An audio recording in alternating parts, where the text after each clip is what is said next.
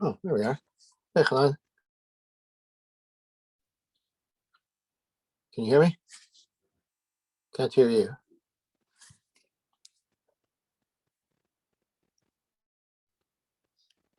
Okay, there we go. Okay. Okay. We are on Tesvav 15. At the very top, at the Mishnah, 15a. Okay. Okay, continuing with the rules for Sukah. Tikra she'en la maziba. A roof that has no plaster, so it's basically a collection of planks that are not secured together. Rabbi Yehuda Omer, Rabbi Yehuda says, Beishamai Omrim mifakpek v'notel echad b'intayim.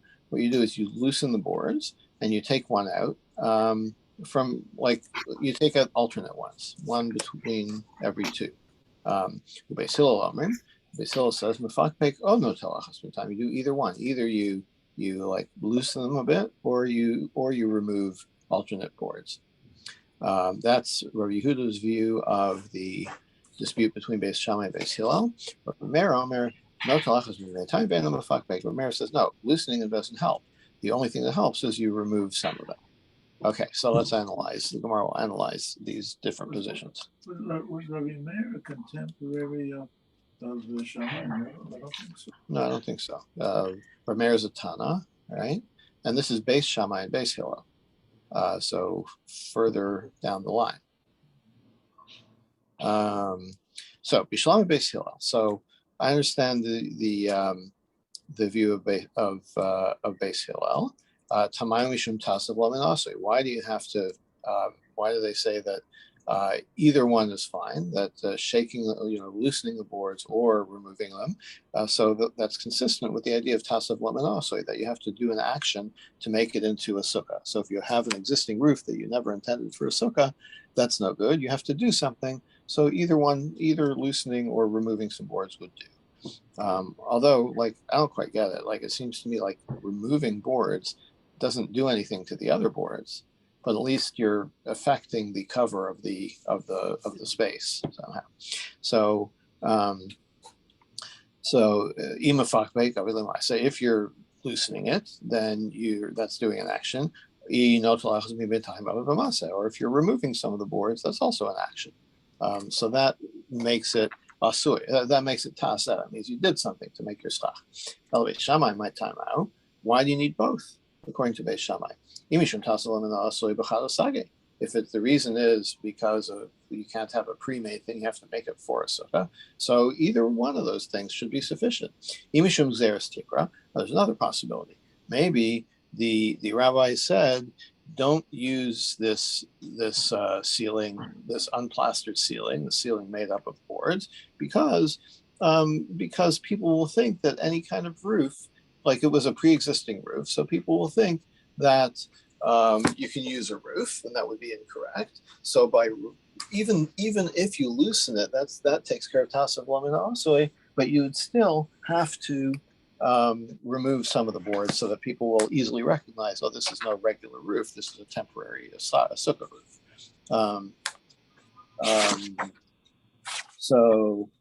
But then, if that's the case, then what do you need to loosen them for, right? Removing should be enough because that accomplishes both the action to take care of the problem of tasav lamina asui, and it takes care of the xeris tikra, the ceiling problem that looks like a ceiling, because now you're removing pieces.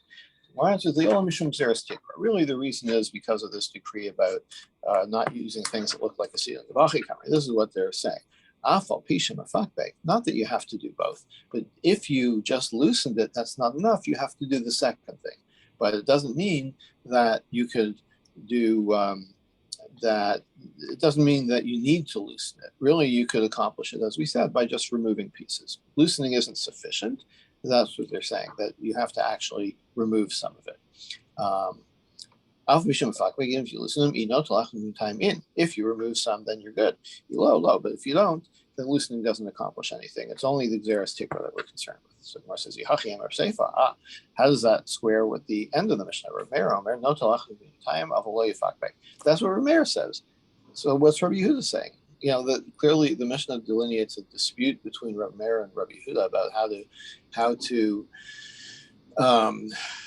what the positions of Beis Shammai and Beis Hillel were, and now we're saying that this interpretation of Rabbi Yehuda is exactly the same as what Rameir said. That Beis Shammai says that loosening is not enough. You have to remove some boards. Our answer is differently. This is what Rameir is saying.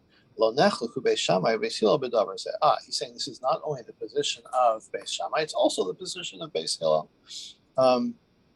So what he's arguing with Rabbi Yehuda about is Rameir says that the loosening is no good, and Rabbi Yehuda says loosening, according to Beis Hillel, is enough. My kamash point. Okay, so what is the Mishnah's point? The Rabbi Meir Isleg Xeris Tikra, that Rameir says there is this rule about not using things that look like ceilings. Rabbi Yehuda says no, it's not a problem. If that's what they're arguing about, we already have that argument in another Mishnah. Yeah. What's that Mishnah? You can cover a sukkah with boards. Leave your Rabbi Yehuda. Rameir says no. Okay, so what is the reason for this dispute? Clearly, it's xeris tikra, right? That it looks like a ceiling. So we already have a clear Mishnah that delineates this dispute. So what's this Mishnah coming to tell us?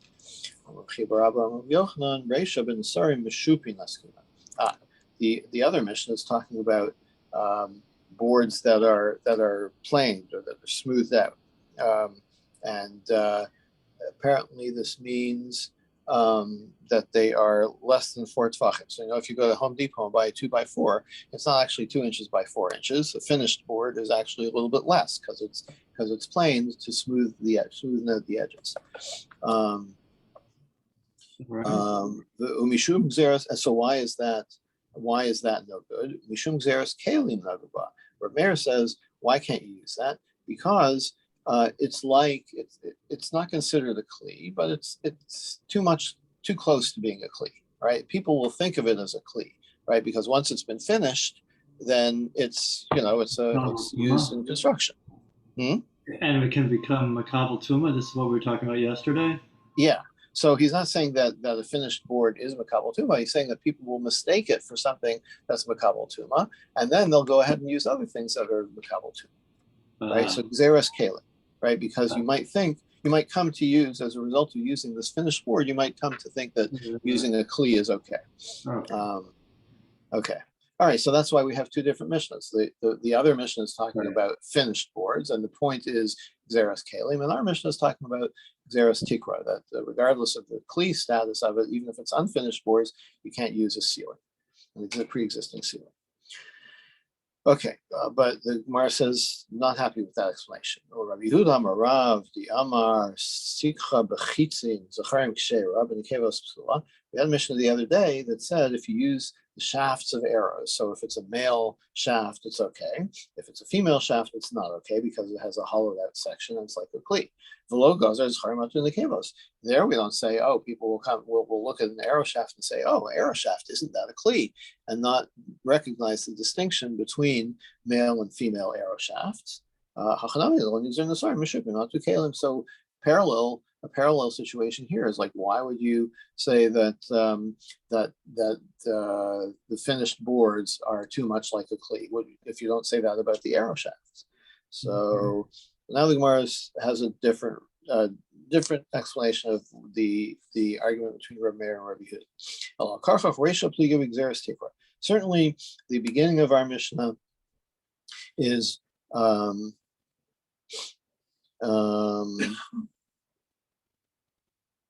no, the other Mishnah, which talks about the finished boards, that's talking about Xeris Tikra. There's nothing to do with finished boards. When that Mishnah says boards, it doesn't mean finished boards specifically. It means you can't use boards because of Xeris Tikra, because it looks like a ceiling. The Seifa, but our Mishnah, Plige Xeris Tikra, and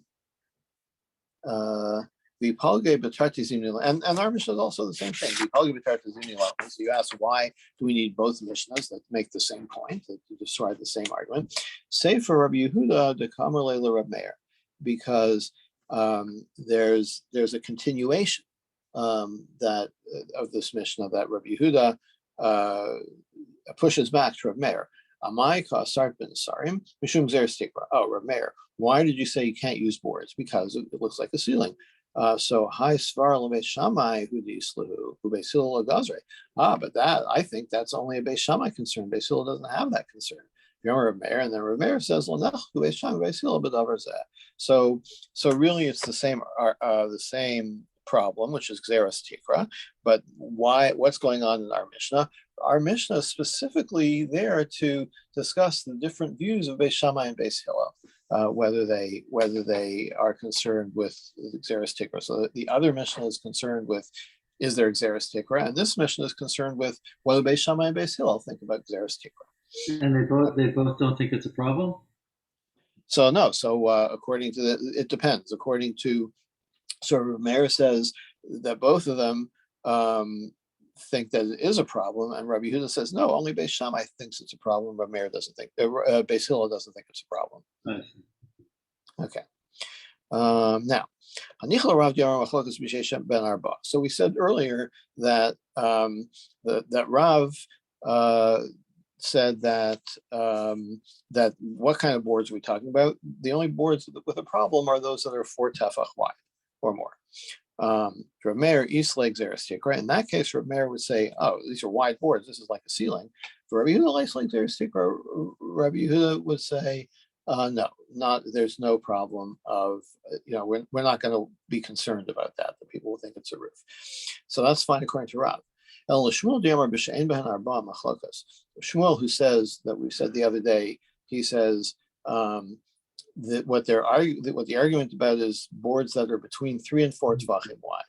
But if they're 4 wide, then it's definitely everybody says it's no good. Safer by my plige. So what's the end of our Mishnah concerned about? If Rabbi Yehuda says also that 4 tvachim, if he agrees with Rabbi Meir that boards 4 tvachim wide are no good, so like you should have to replace the whole thing, right? It's not valid schach in the first place, right? You don't have to worry about Xeris Tikra. This isn't valid schach. So the answer is too late Tikra kamiflige. We're talking about whether loosening is good enough. That's what the argument is about here. Marsav Rabbi Yehuda says that that if you loosen the boards, then people will see that it's not a regular roof. And the other one says that no, even if you loosen the boards, that's not sufficient. You have to remove some of the boards to change its status from a roof to a non-roof. Okay, next mission.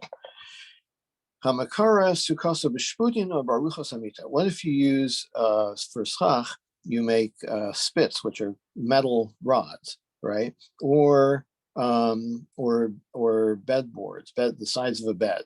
Okay, so these things are kalim, right? So this material is not valid for schach, right? But the question is, if you include it in your schach, we'll see the details here.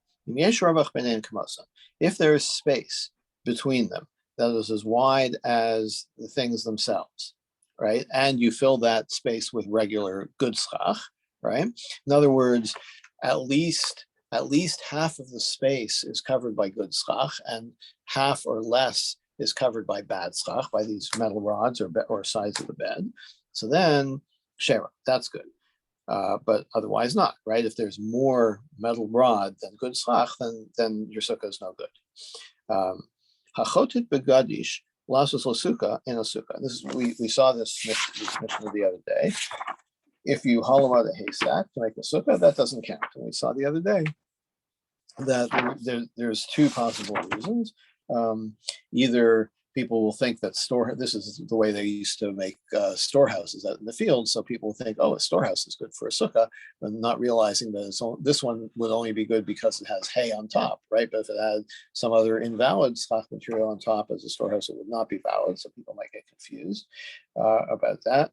Or tasav lo minaso, that you've hollowed out the living space, the interior space of the sukkah, but you haven't done anything to put schach on it. The schach was already up there, or you've only hollowed out the airspace of the sukkah. You could be sitting under the postal part, but if the majority of the covering is the kosher part, even though you're sitting under the postal part, you're still yotze. Yes, unless we saw the other day, right, that if those pieces if it's a board that's 4 tefachim wide, you can't sit under that. But this implies that if it's less than that, as you say, if it's a metal rod, it's not going to be under that. Yeah. And, like if you sit in your sukkah, if it's under, I think that comes into the discussion of whether if you're sitting under the noise sukkah, right? If you're sitting under, paper chains or a big gourd or something, is that okay? So there might be another factor that it's batel to the schach because it's part of the sukkah or something. I'm not sure if that is also a qualification there, but it could be that's part of the thing, that if the invalid item that you're sitting underneath is less than 4 tefachim, that doesn't invalidate the part you're sitting under. But what if there's like a tree over the sukkah and it's more than it's not connected to the schach?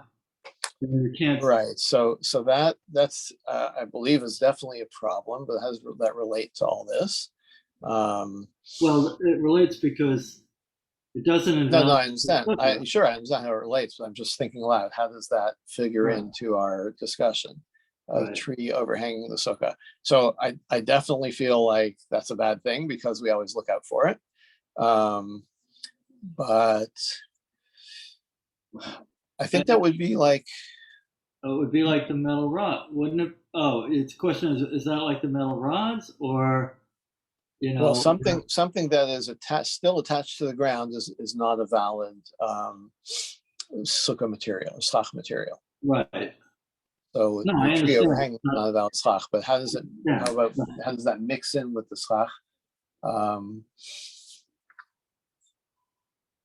I'm not sure. Like you could think of ways to understand it where something overhanging the sukkah would not be a problem, but as I say, I'm pretty sure that it is.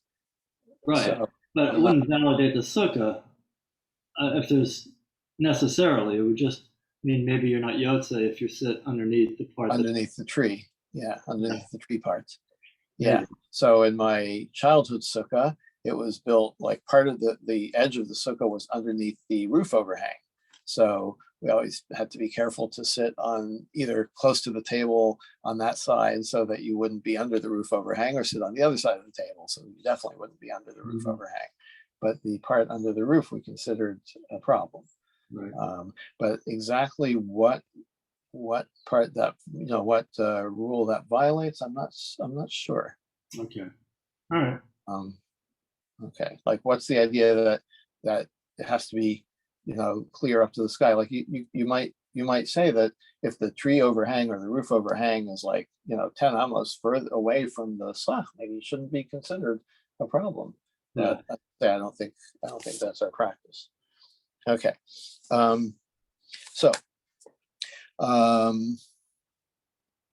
okay, so back to the idea of the if at least half is good schach, then you're good. But otherwise you're not. Maybe this Mishnah is does rules against Rav Huna. Dietmar, we said parts kaomed. So parts is like gaps, right? So a gap, like an empty space in your schach. So this is a little bit different than the metal rods. It's an empty space. So if the gaps are equal to the schach that you have there, Rav Papa Amar Mutar. Rav Papa says it's okay. Rav Huna Bred Rav Shua Amar Aser. Rav Huna says no. Okay, so here we see that half and half is no good according to Rav Huna, but the answer is obvious. Amar Rav Huna Bred Rav Shua. Rav Huna can answer, but Nichnas v'Yotze. Actually, the answer is not obvious. So the answer I would give is, does it mark like this? I can't remember. The answer I would give is there's a difference between invalid schach and absence of schach.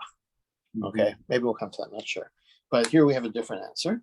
The nichnas v'yotze. We're talking about where it's easy to remove, like things aren't tightly pushed together. So in other words, there's a little bit more gap than invalid material. Okay, like if you're talking strictly so no, we're reinterpreting the case. We're saying the case is not where it's really 50-50. The case is where it's a little bit more gap than invalid material. So then, everybody would agree. Even our Mishnah would agree that that's no good. That is good because there's more gap. Sorry, wrong way. Our Mishnah would agree that it's no good because there's more gap than schach. So Gemara says, but you could be exact. Like when the Mishnah says, why are you interpreting the Mishnah that way? You could, the Mishnah doesn't seem to say that. It seems to say it's like 50-50. Amravami b'madif. No, he's questioning the premise of the question. He's saying no, what the Mishnah really means. I mean, he's not even answering the question. He's just rejecting the premise of the question. He's saying, no, this is actually what the Mishnah means, that the gaps are a little bit larger than the spits. Rav has a different answer. You could even explain that if it's really 50-50. What you do is if the spits are placed lengthwise, then you put them crosswise. Then you put the valid schach crosswise. Okay, so erev nosn shesi, or vice versa. So that way, even though the space between the invalid schach is exactly the same width as the spits themselves, as the invalid part themselves, the total valid schach is more, right? Because you have good schach on top of the bad schach. So somehow that kind of tips the balance to say that it's okay. So even though if you're just looking from the perspective of within the sukkah, you'd see exactly 50-50. But what you don't see is that there is more schach up there on top, the schach that's being blocked from view by the invalid schach. And that counts to tip the balance. Baruch Samita. So the Shti means horizontal or vertical? I can never remember which is which. Yeah. One is crosswise and one is lengthwise. Yeah. Okay. Yeah. Okay. Yeah. Okay. Now the Mishnah had talked about gave two examples. One was the iron, the metal spits, and the other was the size of a bed.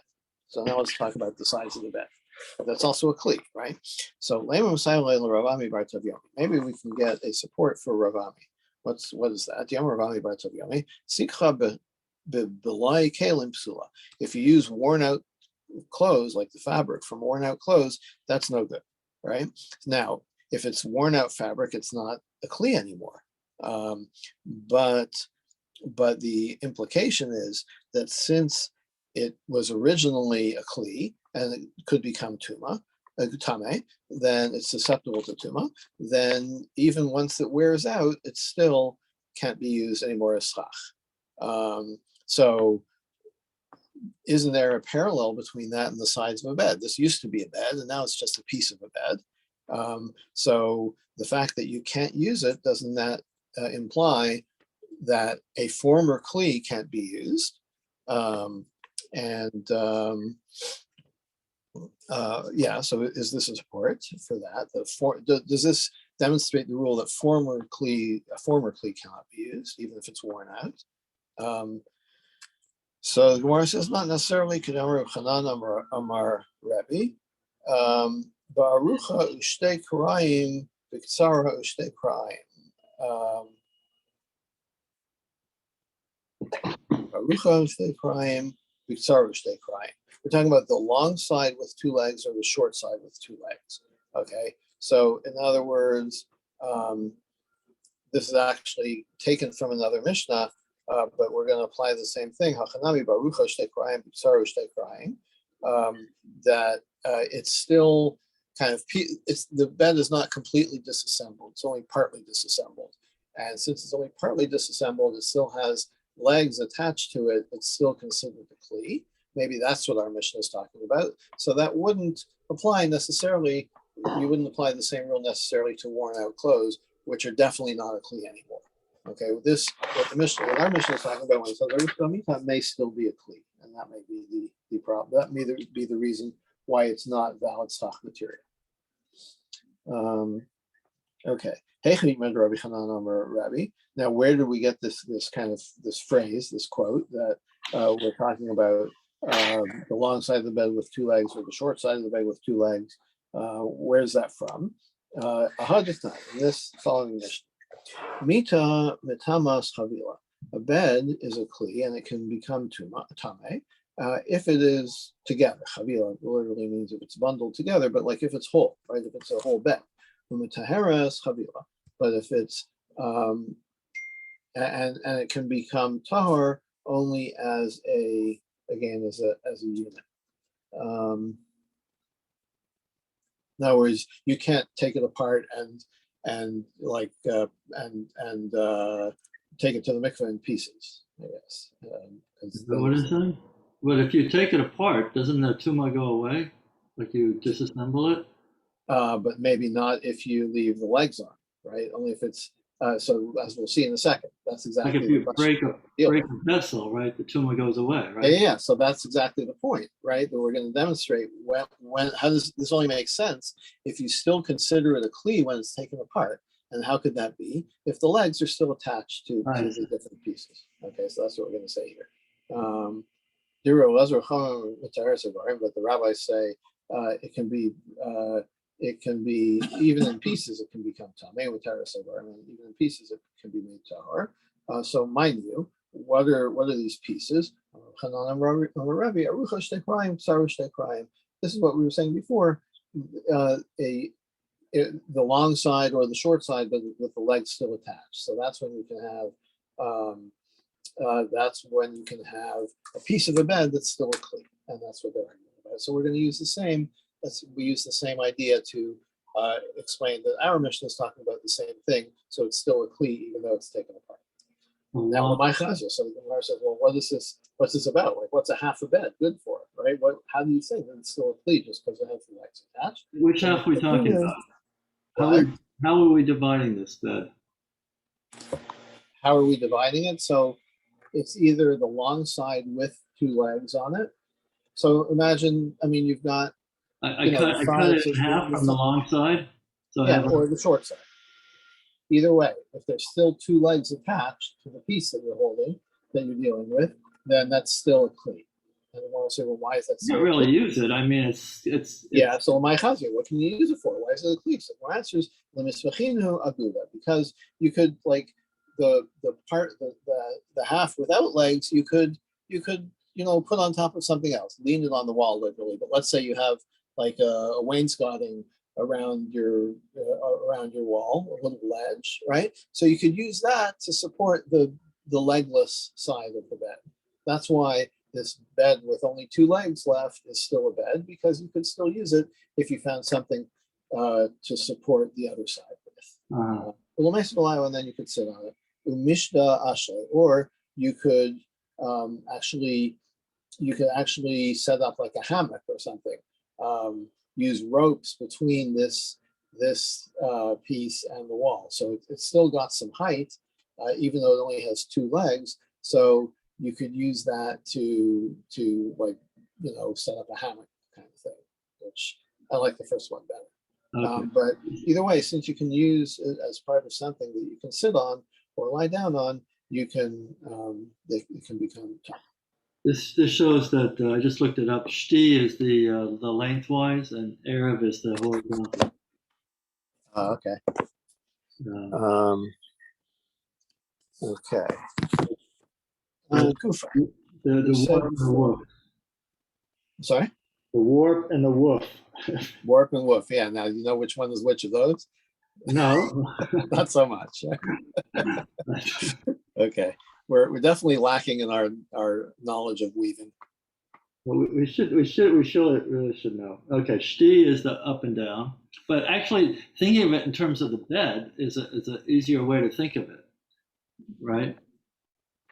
Yeah, the length and the width. Yeah, rather than in the loom, which is harder for us to kind of like. I'll buy that. Conceptualize. Okay, Gufa. We said before, Ravami Bar Taviomi, Sukah b'Belai Kalim Psula. So we said before, Ravami says if you use worn out clothes, that's no good for Sukah. My B'Lai Kalim. What does that mean? Amar Abai Matlanios Shein Behem Shalosh Al Shalosh. We're talking about like squares of fabric that are less than 3 fingers by 3 fingers. So a small patch. That's worn out. The worn out clothing we're talking about. Doesn't work for poor people or for wealthy people. You can't use those, or you can. I'm sorry. You can. These are not considered kalim, right? No, but they're former kalim. So we said like, so if it's bigger than 3 by 3, then it's still a piece of clothing, still a kli, right? So for sure you can't use it. But what Ravami said, that even if it's smaller than that, he has this xeros. What do we call it? Xeros kalim. People will get confused and not realize that it's so small it's not considered a kli anymore. So that's technically you should be able to use them, because it's not usable neither by poor people nor wealthy people. Right. So right. Well, it still wouldn't be valid schach, right? I mean, well, it's gidul minaretz. It's presumably assuming it's Oh yeah, I guess you're right. Oh, I guess you're right. Yeah. It would be. Yeah. Okay. Yeah. So you think in terms of B'Lai Kalim, you think of something worn out. Yeah, like your shirt with holes in it or something. Yeah, but then it's defined by its size, not by its. Yeah, like scrap. This is more like scraps rather than fabric scrap. Like a towel. Yeah. Like a worn out shirt. If it's less than 3 by 3, what kind of shirt is it? Yeah, so it's a rag. Right. So imagine that your clothes get torn or something and pieces come off. I think that's what you're talking about. So worn out is probably rags is a better description, and not something that was created as a rag, something that was created as a larger thing that becomes a rag. Yeah, it's a better description. Scraps, more fabric swatches or scraps more than worn out shirts. Yeah. Tani Kosi Ravami Bar Taviomi, we have a support for Ravami. Machzelos shel shipa v'shel gemi. If you have a mat that's made of shipa, he translates here as sedge, some kind of grass mat or bulrushes. Shiareha, the remnants of it, like after you've trimmed it, the pieces that are left, afal pisha nifchasumi kishir, right? Even if it's less than the minimum size, which I guess we're thinking is Rashi says is 6 tfachim by 6 tfachim. Even if it's a small leftover piece, you cannot use it for schach. So presumably because it came originally from the mat. The mat is a large thing that is a kli, and it can't be, and it's makabel tuma, so it can't be used as schach. So presumably it's Rav Ami's idea that left scraps from worn out things, or in this case, it was trimmed from the mat. It was originally part of the mat, therefore you can't use it anymore, even though it's a small thing. Marcellus Hakanim, the Brisa continues, a mat made out of reeds, gedola misachim bo, a large reed mat you can use, a schach, katana im misachim bo, but not a small one. So why is that? Because if it's a large mat, it's like something that you would buy at the Sukah depot. Like who would make such a thing except for schach, right? Mats are generally of a certain size. I don't know, maybe we're talking about like doormats or something. Like who makes a huge doormat? The only reason to make something that's big, that's really large, is for schach. So it was made specifically for schach, then it doesn't acquire the status of a kli. But Lezer Omer, Afhima Kabbalah's tumor. No, even if you make it big, you can't use it. It's still a kli. And Rashi says because maybe you made it as a bed, right? Maybe it's like a futon or something. So he says, he objects and says, no, there is a purpose other than schach for large mats, and therefore it's a kli and you can't. That would knock out what a lot of people do. Yeah, I mean, so if you go to the Sukkah depot and buy, a bamboo mat that's specifically made for schach, that seems to accord with the first. Yeah, Rabbi Eliezer would not use that for his sukkah. Probably not, right? Yeah. Right. And is that quoted halacha? Actually, it looks like we